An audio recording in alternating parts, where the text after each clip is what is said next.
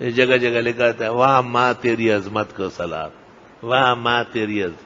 تو بغیر باپ کے پیدا ہوا ہے جو ماں کو سلام کر رہا ہے؟ باپ نہیں تھا تیرا؟ کچھ شرم اور حیا کرو.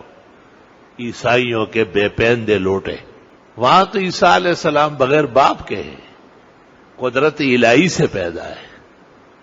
صرف ماں ہے مریم بی بی، وہ امہ صدیقہ، بہت سچی عبادت گزار، اللہ کی پسندیدہ بندی.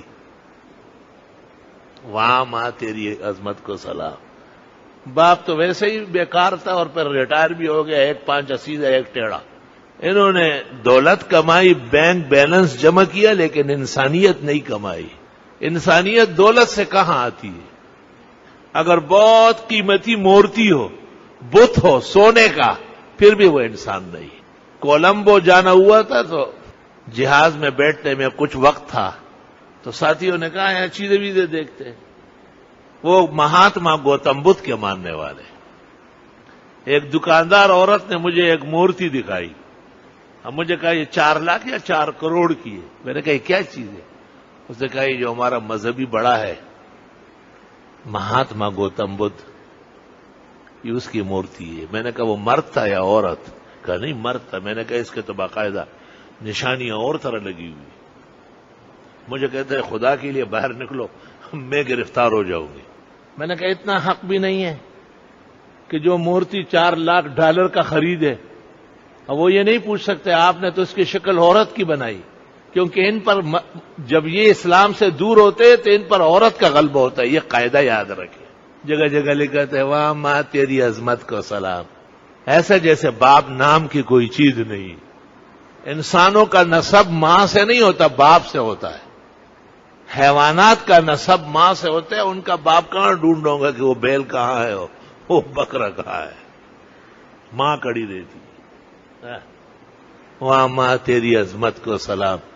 یہ کسی عیسائی خیال نے لکھا ہے، کسی عیسائی کے بے پیندے نے ان کو منہ کے اندر ہی الٹا سبق دیا ہے.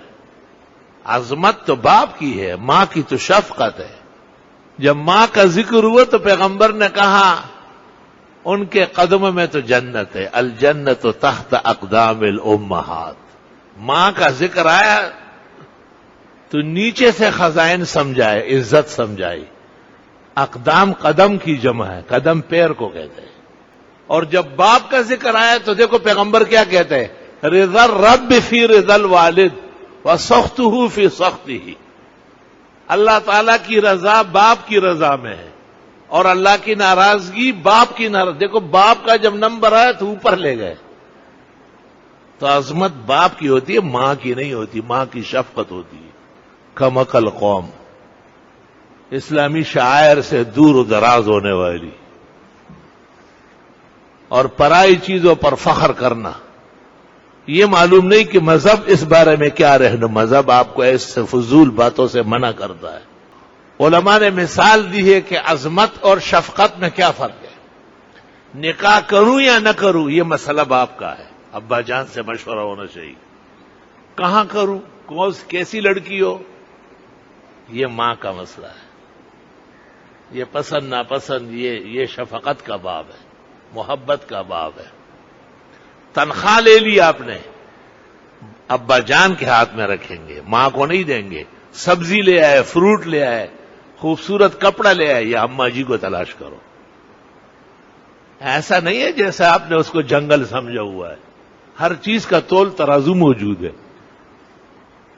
فقہ فتاوی عالمگیری جلد 5 میں مفصل بات فرمائی ہے.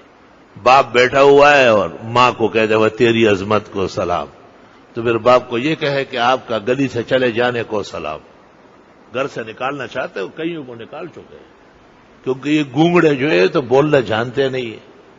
ساری زندگی مشقت میں اور کمانے میں لگ گئی، اب بولنے کا وقت آ گیا لیکن اس کے منہ پر مہر لگ گئی. اور اصلی سزا ہے جو اللہ دے رہے ہیں وہ جو قرآن و سنت اور دین کو پیچھے ہٹایا ہے اور دنیا کو آگے کیا ہے، یہ اس کی پکڑ ہے. اللہ تعالیٰ ہم سب کی حفاظت فرمائے.